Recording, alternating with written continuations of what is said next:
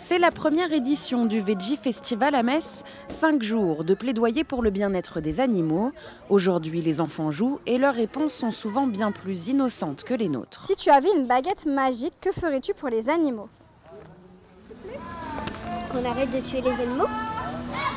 Ils ne soient plus enfermés en cage pour être obligés de faire des œufs, faire du lait, faire du fromage. Cite le nom de 3 bébés animaux.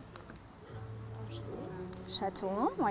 C'est de sensibiliser les enfants à la souffrance animale et aussi de voir que les animaux ressentent les mêmes émotions que nous et de voir un petit peu eux comment ils peuvent faire pour les aider, les soutenir.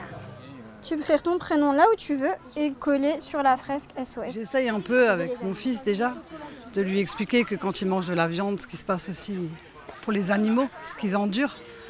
Et voilà, mais c'est bien, franchement c'est bien. Des fois on n'a pas le temps, on n'a pas l'information nécessaire pour leur apprendre. Donc c'est bien qu'il y ait des associations qui le font et que ça les responsabilise tout en s'amusant en plus, donc c'est bien. Nous, on n'est pas radical, on ne se prive pas de manger, on ne prive pas les enfants de manger de la viande, mais on essaie de faire attention, d'en consommer moins, de réfléchir à là où on achète et voilà, de surtout pas cautionner des structures qui maltraiteraient les animaux. Vas-y. Les associations L214 et Wellfarm animent les ateliers. Cette dernière s'est spécialisée dans le sauvetage des animaux de la ferme. Donc une poule, ça vit en groupe et toute seule, elle est vraiment très très malheureuse. D'où le fait qu'il ne faut pas adopter qu'une poule.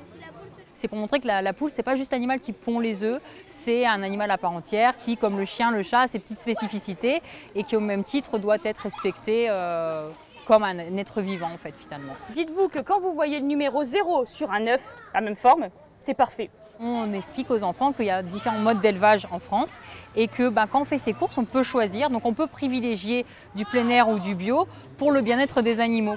Sur un œuf, le 0 correspond au bio. Le 1 à l'élevage en plein air, une information qui n'est pas tombée dans de sourdes oreilles. Maintenant, j'ai appris que plus ils sont bien élevés les poules, plus les œufs sont bons.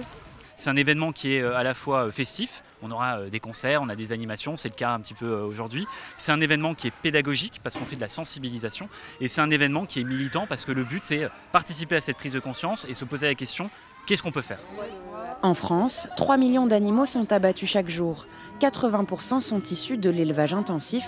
Les organisateurs veulent sensibiliser tous les publics et c'est jusqu'au dimanche 29 juin.